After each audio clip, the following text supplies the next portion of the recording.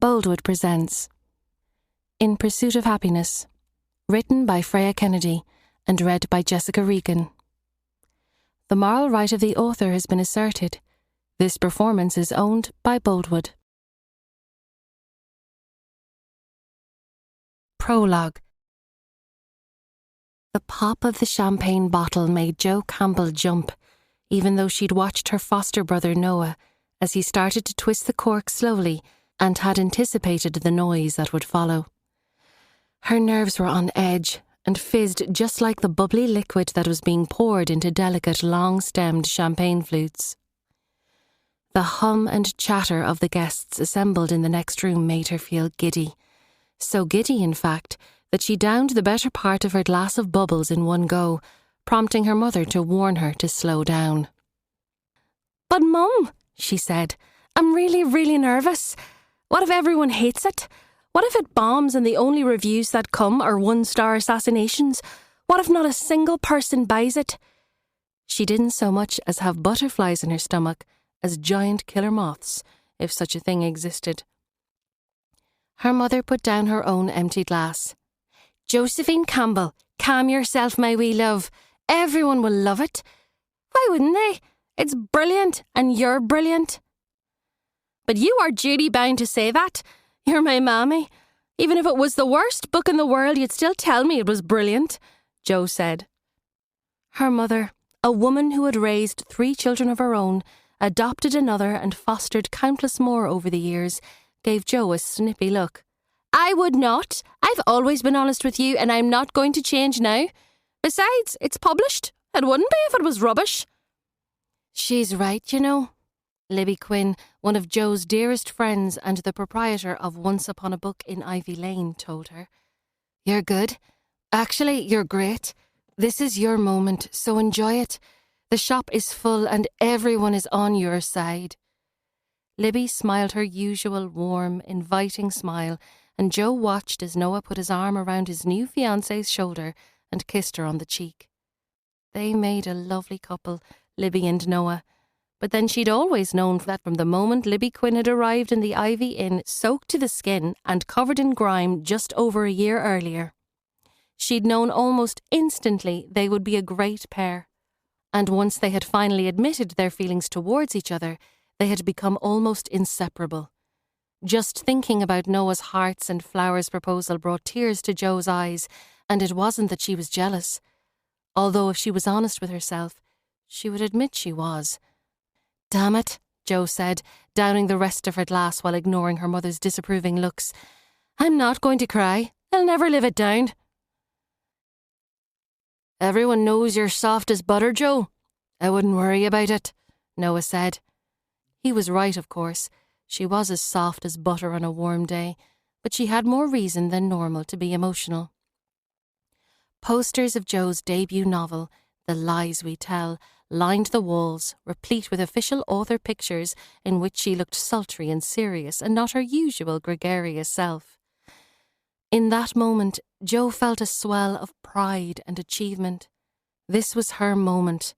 She'd finally done it, written a book and had it published. And now she was going to enjoy this launch in her beloved hometown of Derry, in the north of Ireland. Her little sister Clara, a self-declared princess, danced in circles around Jo's feet, enjoying the tulle monstrosity of a dress she had insisted on wearing for the occasion.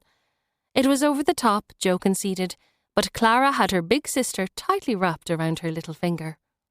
All her friends were there, Harry from the corner shop, the regulars of the Ivy Inn, which she was part owner of along with Noah, her godmother, Auntie Mags, and even Erin, her most trusted confidant. They all grinned at her as if she was a graceful bride about to glide down the aisle.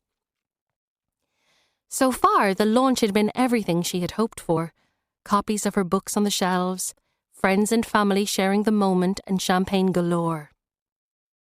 There was just one final ingredient, the icing on the cake, the celebrity guest.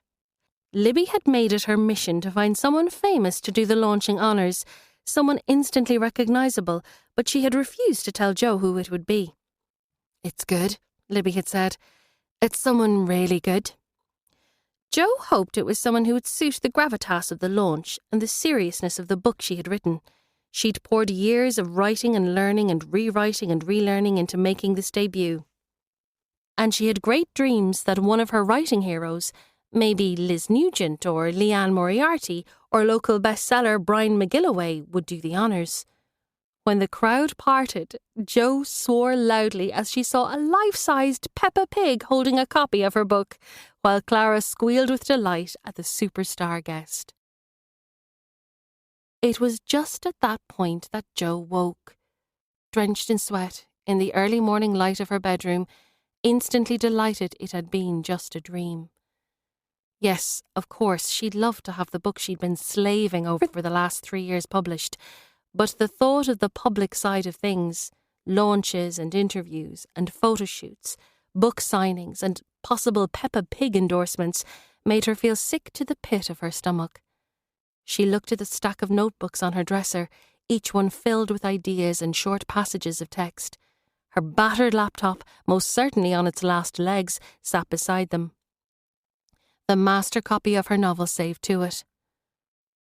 One day, maybe, she'd find the courage to be brave enough and send her words into the world, but today was not that day.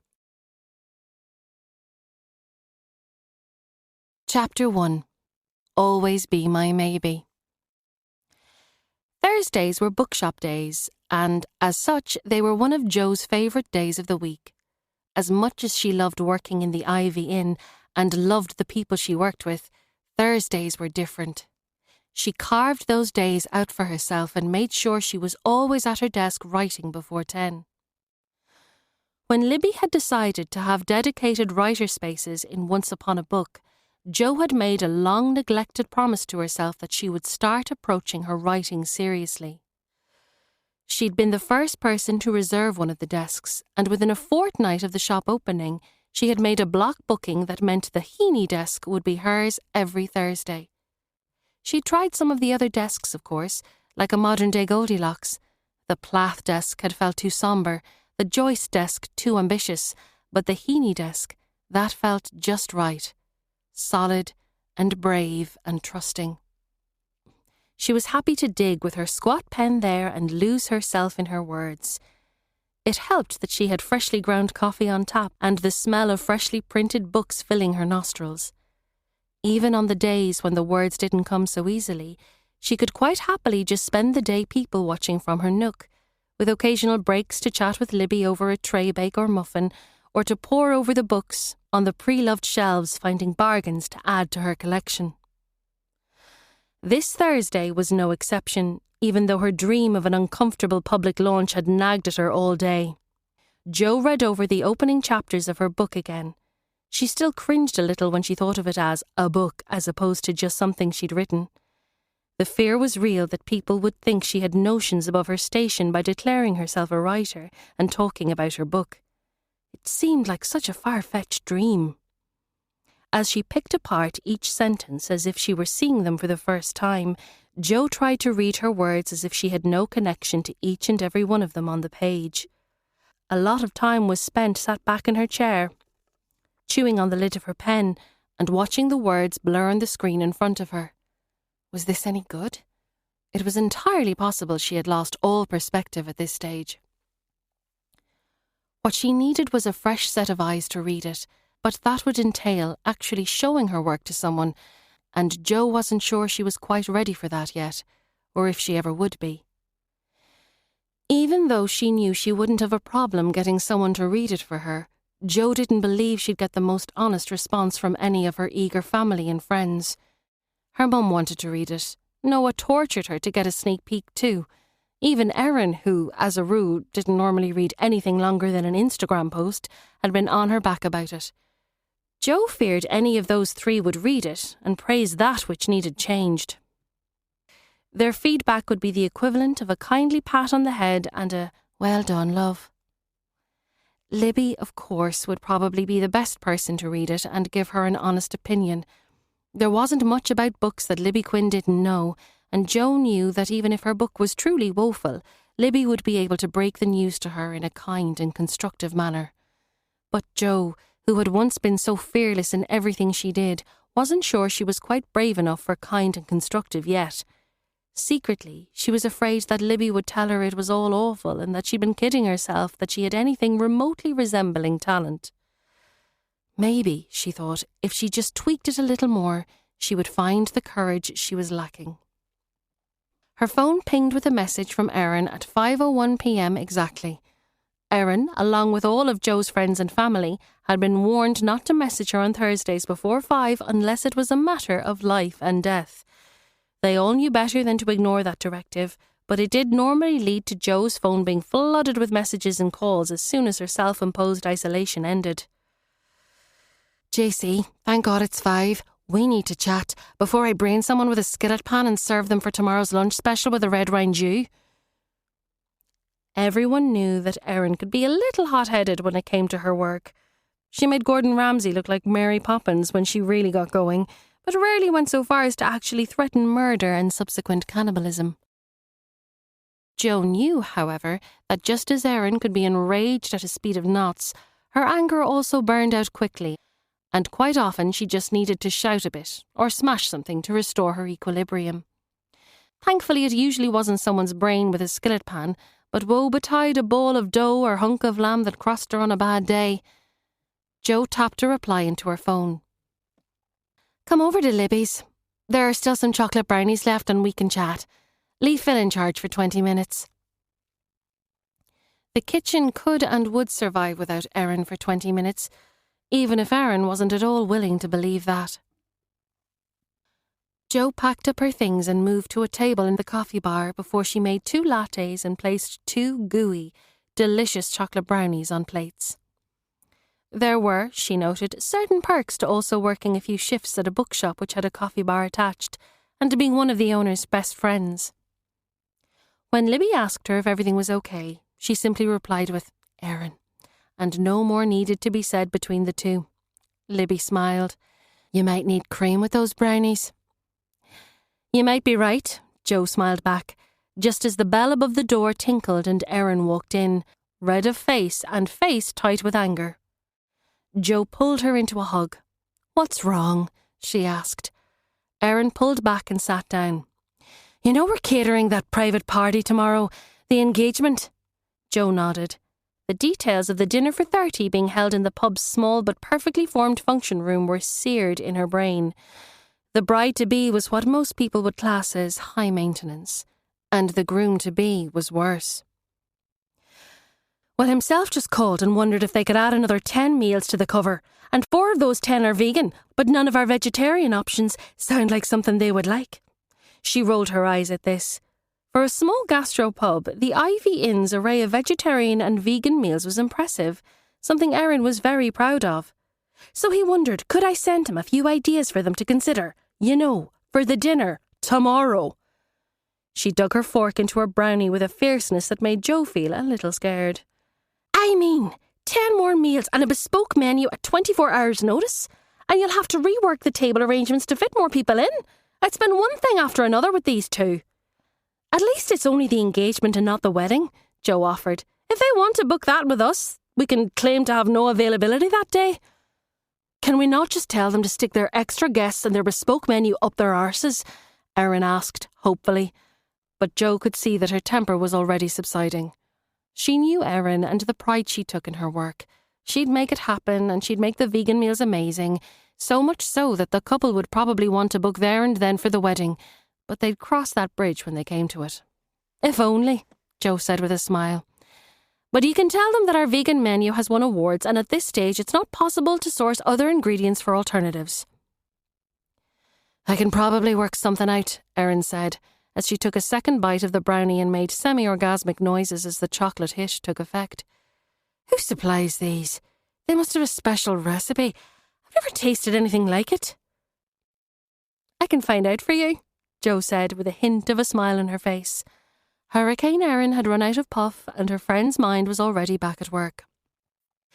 What would I do without you? Erin asked, her smile bright and a little disgusting thanks to some chocolate brownies stuck between her front teeth. Clearly you'd be horribly miserable, Jo said and reached out to give Erin's hand a quick squeeze. I suppose I'd better get back. Are you on Clara duty tonight? Erin asked before she savoured the last bite of her brownie. Jo nodded. Thursday night was always Clara night. Not that she minded. In fact, Thursday nights were one of her favourite nights of the week. She got to indulge her own inner 6-year-old as she immersed herself in her little sister's world, and there were times when that world was much more fun than her grown-up world. But I will be working tomorrow and I'll be there from early afternoon, so I will be on hand to help you manage the high-maintenance bride and groomzilla. It will all be grand. And if it isn't, we'll let Paddy lick their cutlery before dinner. Erin laughed, something she never did quietly. Her laugh was as loud as it was infectious. One day, she said, one day we're really going to do that to someone, aren't we? It's only a matter of time, Jo smiled, the image of Paddy, the beloved resident rescue dog at the Ivy Inn, licking their finest cutlery, amusing her. Right, I really must get back. Don't trust Phil not to overcook the steaks. Thank you, my love. Give Clara and your mum my love. With a wave in the vague direction of the counter where Libby stood, Erin bustled back out of the bookshop. Jo watched her as she left and knew that for all her moaning and complaining, Erin loved her job and almost everything about it. It was her passion, just like writing was Jo's. The only difference was, Erin had the guts to pursue her dream fearlessly. Jo did not. Chapter 2. It's Complicated. It had just gone 6 when Jo arrived home. The smell of something delicious had greeted her as she pushed open the front door. Something that smelled very much like her mother's home-cooked lasagna, which, of course, it had to be, because it was Thursday, and the same meals were prepared week in and week out on the same nights. Routine was a big thing in the Campbell household. "Mum, that's me home," Jo called. "I'm going to grab a bite to eat and then I'll be up to help you." "That's great, love," her mum called back. "I'm just getting Clara bathed here and into her PJs. There's lasagna in the oven." Wondering if it would be considered bad manners to eat it directly from the lasagna dish, Jo fished in the drawer for a fork, still wearing her coat and with her bag still slung across her shoulder. If she ate it from the dish, it would at least give her one less dish to wash afterwards, she thought. No, not even she would be that lazy. She'd enjoy her meal properly, with her coat off, a plate on the table and while sitting down. She poured a glass of water and served herself a large portion, listening to the sound of her mother trying to control Clara's displeasure at having to get out of the bath. Chances were that there had been a similar battle not that long before to get Clara into the bath in the first place. 6-year-olds are notoriously fickle in nature, Jo had learned. If her sister didn't settle down shortly, she'd go upstairs and bribe her with the promises of an extra bedtime story, maybe even a couple of episodes of Peppa Pig. Jo wasn't above the occasional adoption of an anything for a quiet life bribery policy when it came to childcare. A fact, she figured, Clara knew only too well. Thankfully, the cacophony of raised voices from upstairs quietened and Jo was able to eat her dinner before she heard the thundering of footsteps hurtling down the stairs and across the hall. Jo couldn't help but smile. Clara had all the grace of a baby elephant and zero ability to hide her excitement at the knowledge her big sister was home. She burst through the door just seconds later in fresh pyjamas, her long red hair brushed straight, and her well-loved and threadbare teddy bear, Buttercup, in her arms. "Jojo, you're home. It's Clara and Jojo night." Jo pulled her little sister into a tight hug. "Yes, it is. Will we pick a book to read together, or would you like to choose?" Clara stood and scrunched her face up as if she was thinking when Jo knew full well what book her sister would choose. It would be the same one she wanted read to every single night, even though she knew the words by heart and could recite it from memory. "How about," Clara said, eyes wide with excitement, "how about Guess How Much I Love You?" "Absolutely, little brown hare," Jo nodded. "And how about we have hot chocolate before bed too?" "With marshmallows?" Clara asked. "Of course with marshmallows. You can't have hot chocolate with no marshmallows. You just have to promise to brush your teeth with extra care afterwards," Jo replied. "Oh, Jojo, I have a wobbly tooth. See?" Clara opened her mouth extra wide and pushed at one of her front teeth with her tongue. There was the smallest of wiggles and Jo had to concede that she might just be on her way to losing her first tooth. That thought made Jo feel more than a little wobbly herself. However, she managed to bite back her emotion. Well, that is super exciting, and it means you have to brush your teeth extra well, because the tooth fairy doesn't take dirty teeth. The look of horror on Clara's face at the thought of the tooth fairy assessing the cleanliness of her teeth was enough to make Jo laugh. Don't worry, Clara. I know you do a great job of looking after your teeth. I'm sure you will be absolutely fine. Now, why don't you go and watch some Peppa while I clean up? Clara didn't need asking twice, and she skipped off to the living room to watch some illicit TV before bed. Jo, meanwhile, stood up and started to wash up her dinner dishes, interrupted a short time later by the sound of her mum coming into the kitchen. I heard about the wobbly tooth, she told her mum. She's so excited.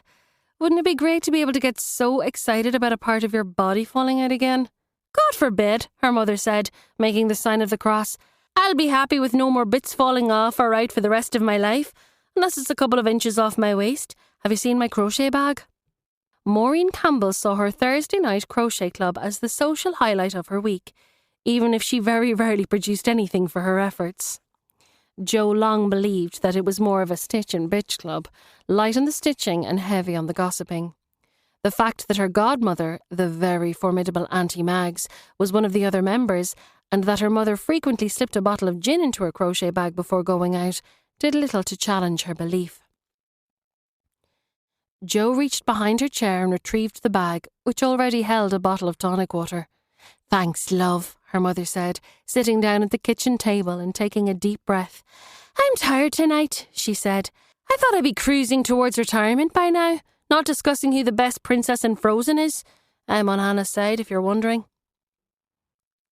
Clara's very lucky to have you, Mum, Jo said. We all are. I'm blessed to have her. She's a light in my life, but sometimes I just wished that light came with a dimmer switch, her mother said with a small smile. I'm blessed to have you all. I guess I'm just having one of those days where I'm missing your daddy. You know, I can feel all at sea when he's away. An engineer by trade, Jo's dad had taken on a lucrative contract in Dubai, one which would allow him and Maureen a degree of financial security as they headed into retirement. The big catch, of course, being that Dubai wasn't exactly an easy commuting distance of Northern Ireland. This was Paul Campbell's last extended trip to the east, and he had already been away for 2 months. There was still a month to go until he came home. It won't be long, you know. It will go on quick, Jo said. No. I'm just feeling sorry for myself and I've no need to. I've a lot to be thankful for, not least your Auntie Mags arriving in a taxi any minute now with a bottle of gin in her bag. Well, you enjoy yourself. I'm not in the pub until 12 tomorrow, so I can take little Miss Bossy Boots to school and you can have a well-earned lie-in. She watched as her mum's smile transformed into one that was entirely genuine. You're a good girl, Josephine Campbell. You know that, don't you? Embarrassed at the show of affection, Jo did what she always did in such situations. She brushed it off with a laugh. Aye, of course I do. I'm the best, she said as she rolled her eyes. You are? And don't forget it, her mother said, before the sound of a car horn outside alerted them both to the arrival of Auntie Mags in the taxi. Jo shooed her mum out of the door. Her Auntie Mags rolled the car window down and waved enthusiastically at Jo. Mags never seemed to drain of energy. She was in her mid-60s but had a better social life than Jo, who was only 29. She also dressed more like a 29-year-old than Jo did. And the purple streak in her blonde hair screamed that she was not at all intending on adopting the cardigan and slippers look anytime soon. Jo loved her madly for it. How's it going, Jo? Are you well? Mags shouted. I am, ready for a quiet night in, Jo smiled back as her mother got in the taxi. You two can live the wild life for me tonight instead. That's the plan, Mags called, and with a flamboyant air kiss, she and Jo's mum were gone. Only once the house was quiet did Jo realise how much she was looking forward to her quiet night in with Clara. The weekend was set to be crazy busy at the Ivy Inn, and her Thursday nights off gave her the best opportunity to relax before the madness. That's not to mention it was just lovely to cuddle up in her double bed and have Clara snuggle with her.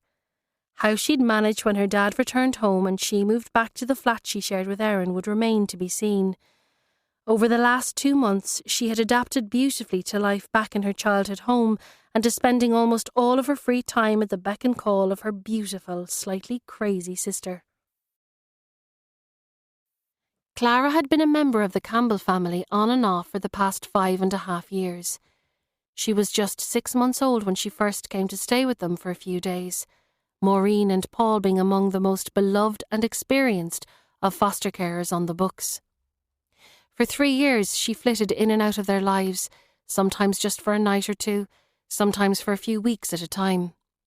When she arrived full-time 2 years ago, when it was clear she would not be returning to her birth family, Maureen Campbell was determined she would have no more upset in her life. Instead of passing her on to another new family to get to know, Maureen had persuaded her husband, not that he needed too much persuasion, to make Clara a permanent fixture in their home. Within the year, Clara's adoption had been finalised. Jo had been ecstatic. To the outside world, Clara looked very much like a Campbell and was often mistaken for Jo's daughter. Both had curly red hair and startling blue eyes. Both had a silly sense of humour and could be a little too noisy at times. They had bonded instantly, despite their 23-year age gap. They had bonded even more over the last 2 months, and Jo had never once regretted her decision to come back home while her father worked away. Maureen had resisted Jo's offer at first, said she would manage well enough with Clara on her own. But Jo knew her mother well enough to know that while she was hale and hearty, Clara could be a handful and life would be easier for them all if Maureen had some support. She wasn't quite expecting to fall more and more in love with this unstoppable force of nature, but as she did, she realised it had been no sacrifice to leave her flat temporarily and spend time at home. In fact, she had started to wonder how she would manage when she shared digs with Erin again and not Clara. A sleepy-headed figure with Buttercup, her teddy, still in her arms, walked into the hall. "Jojo, I'm sleepy. Is it bedtime?" "I think it might be," Jo replied. "Hot chocolate?" Clara nodded before she yawned widely. Jo made a cup of hot chocolate that was mostly just warmed milk and sat at the table while Clara recounted her day at school with such enthusiasm for the little details it helped Jo remember how marvellous life seems when you're young. They brushed their teeth together, Clara making sure to show Jo what an excellent job she was doing, and just as they did every Thursday night, Jo changed into her own pyjamas and allowed Clara to climb into bed beside her. Together they read through Guess How Much I Love You until Clara's eyes grew heavy and she started to drift off to sleep. It was only then that Jo reached for one of her notebooks with the intention of doing some free writing while her little sister slept. The only thing was that the notebooks were just that little bit out of reach, and Jo had to stretch while trying not to disturb Clara. It was, in hindsight, always destined to be a disaster. Not only did she fail to reach the notebooks, but she also managed to fall from the bed, landing with an unceremonious thump on the floor, her bum narrowly avoiding being impaled on the heel of one of her discarded high-heeled shoes. The pain was real and intense, but Jo clamped her hand over her mouth while she screamed muffled expletives. When she noticed that she had also knocked over her teetering pile of notebooks and they were now lying in a haphazard bundle on the ground beside her, she swore some more. As she checked her bum for bruising and found it already quite impressive, she lifted the first notebook on the pile. It was the book she had started the year before, on the day that Once Upon a Book had opened. On the first page, she had written a letter to herself, something she vaguely remembered doing, given the volume of alcohol she had consumed that night. As she sat on the ground and waited for the pain to dissipate, she started to read. Dear Jo, today you watched your friend achieve her dream, and then you watched your brother get the girl. Both acts took bravery, but look at the payoff. What are you waiting for? What is stopping you from being brave? You want to write, then write. Finish the book. Write more. Let someone read it because it is good, you know.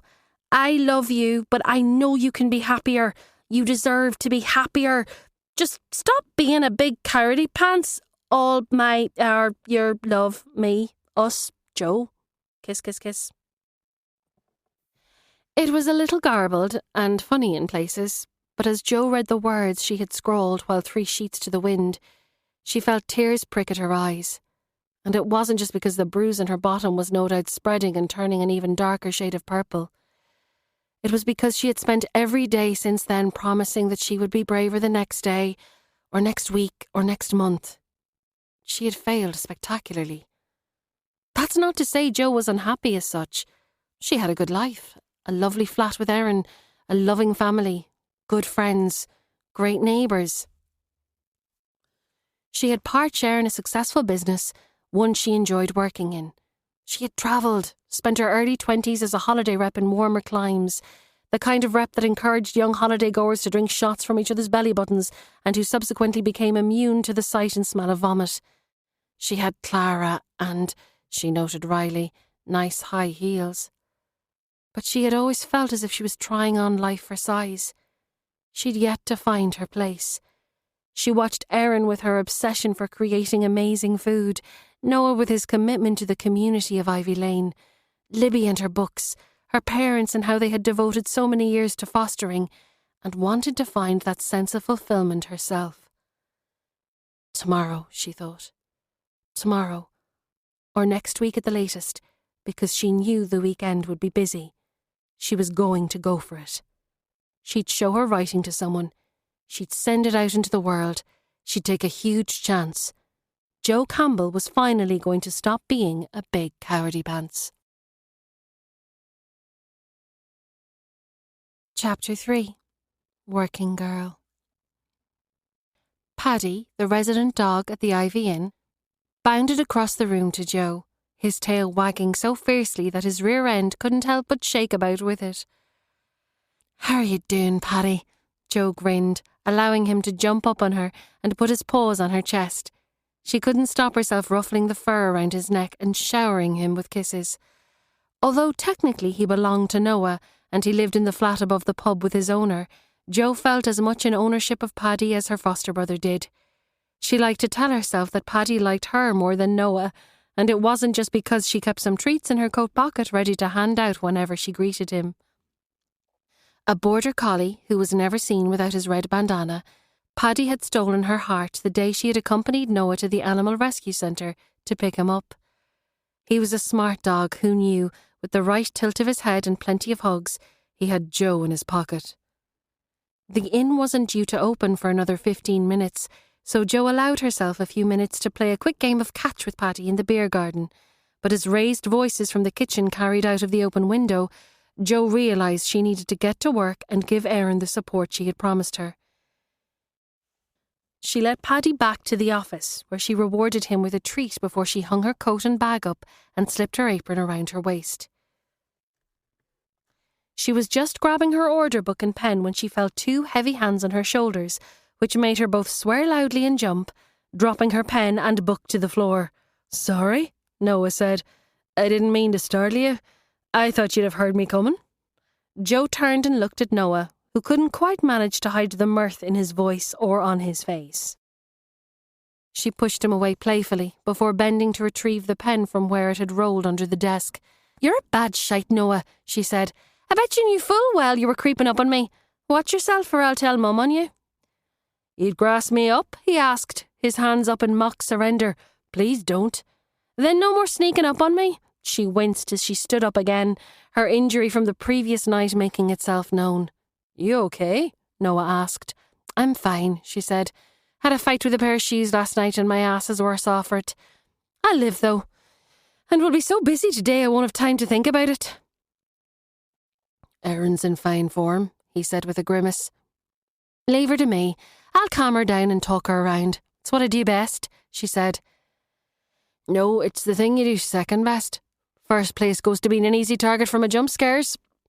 "I'm just biding my time until I can get you back, Noah. Watch your back," Jo warned. "I can't tell you when it will be, but it will be spectacular.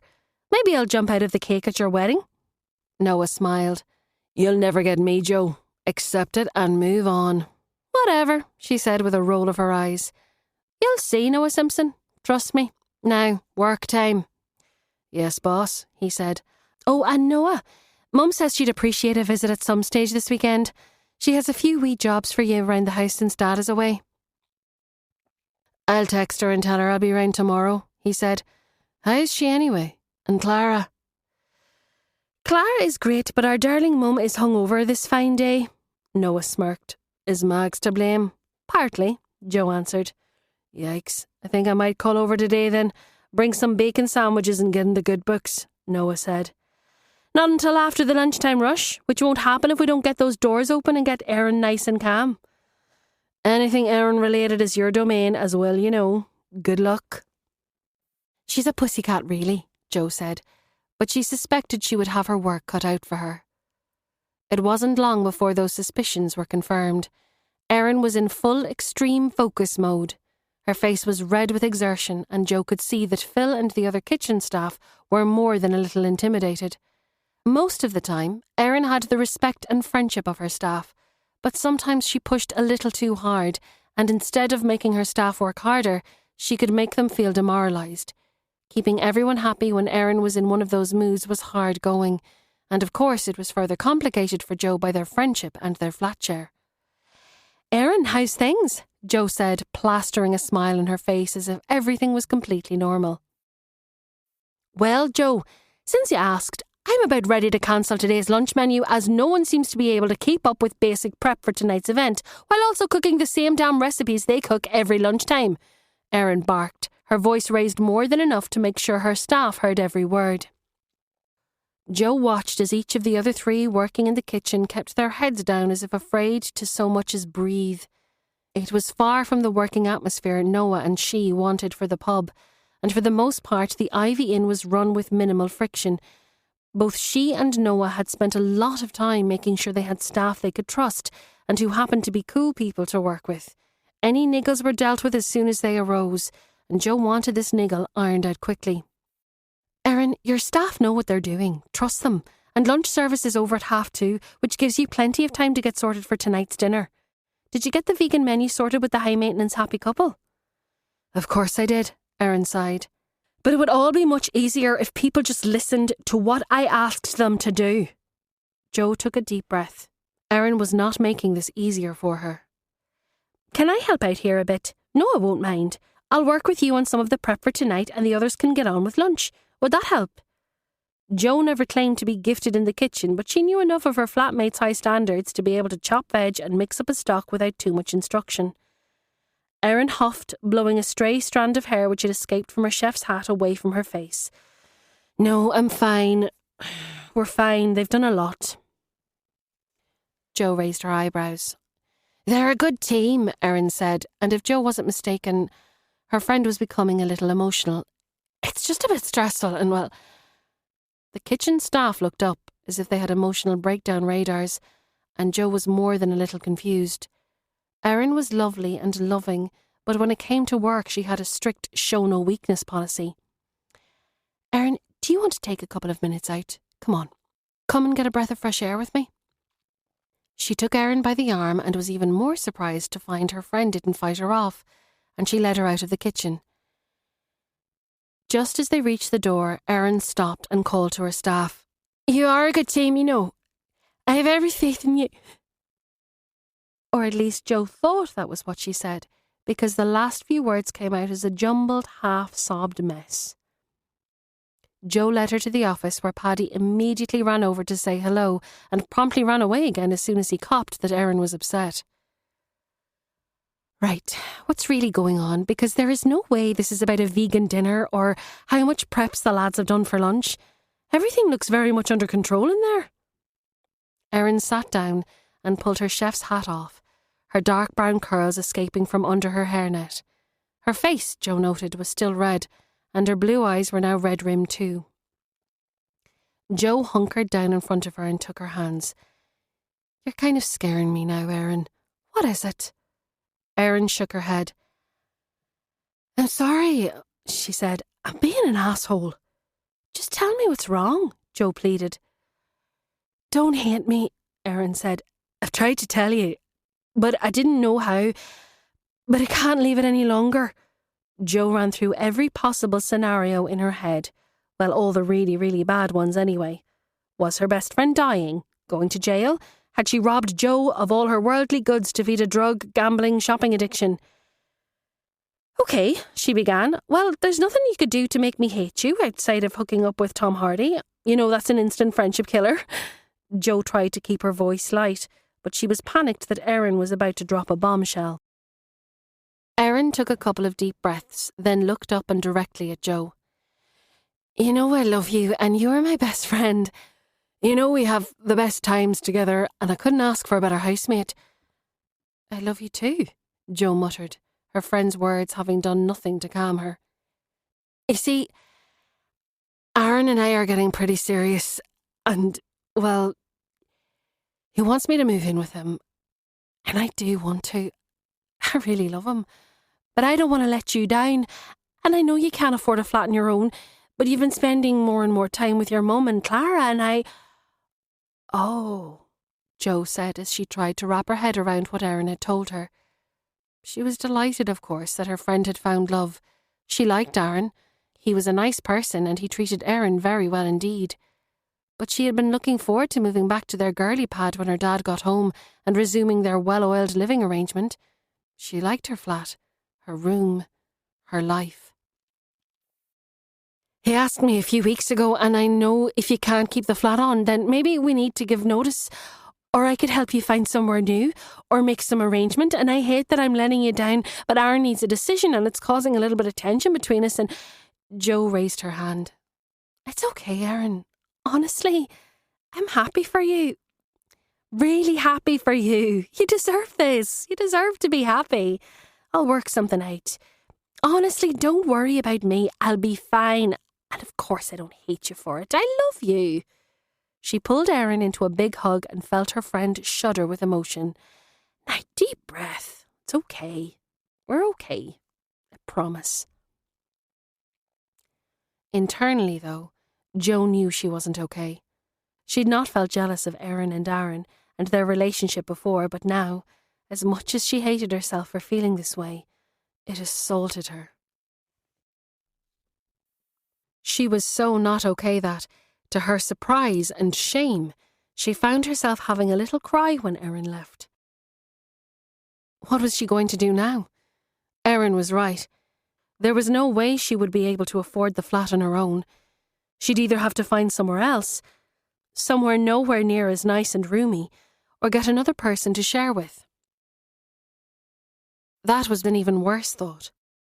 While Jo was a very sociable person and was often at the centre of the crack at the Ivy Inn, she kept her circle tight. There were very few people who knew the real her, and fewer still she'd want to see her in her pink fluffy onesie, eating Rice Krispies to get through a Sunday hangover.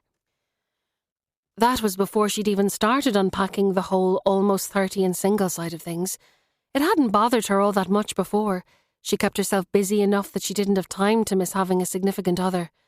But with Erin now on the brink of settling down with Aaron, and Noah and Libby launching into wedding plans with abandon, she started to feel as if she was being left behind. She took in deep breaths and willed herself not to cry, and she was almost successful. That is until Noah walked back into the office, took one look at her and asked her if she was okay. Through a bout of very unattractive tears and snot, Jo sobbed something about being lonely and possibly homeless, and then very quickly tried to compose herself again. Noah, of course, pulled her into a big hug and told her he had a spare room and not to worry and everything would work out, and Jo felt marginally better, and more than a little bit silly.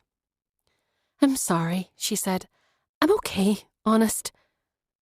And Erin, because I just saw her and her eyes had that distinct just had a cry look about them too. She thought I'd be mad with her for moving out, which I'm not, but it's still a pain in the ass. And I don't really feel sorry for myself, but sometimes... Sometimes what? Noah asked. Never mind, she said with a shake of her head. Jo knew this was not a conversation to be had just as the bar was opening on a busy Friday lunchtime. It was the kind of conversation you had after a few glasses of wine in the wee small hours. Well, if you're sure you don't want to talk, he said, sounding completely unconvinced. Libby is worried about you too, you know. Libby is worried about me? You're worried about me? What? Joe was more than a little confused. You've been talking about me? We both love you, you know that, Noah said, his voice soft. And no, not really talking about you. Not in a bad way. We're just concerned about you. You seem to be a little off-kilter lately. Not so much that everyone else would notice, but I grew up with you, remember? You became my sister when I needed someone on my side, and I love you for it. So, of course, I'm going to be worried when you don't seem like your usual happy self. Joe wondered if she had been giving out great big discontented vibes all this time. She didn't think she had been. She'd been happy. Well, not so much happy as... well, not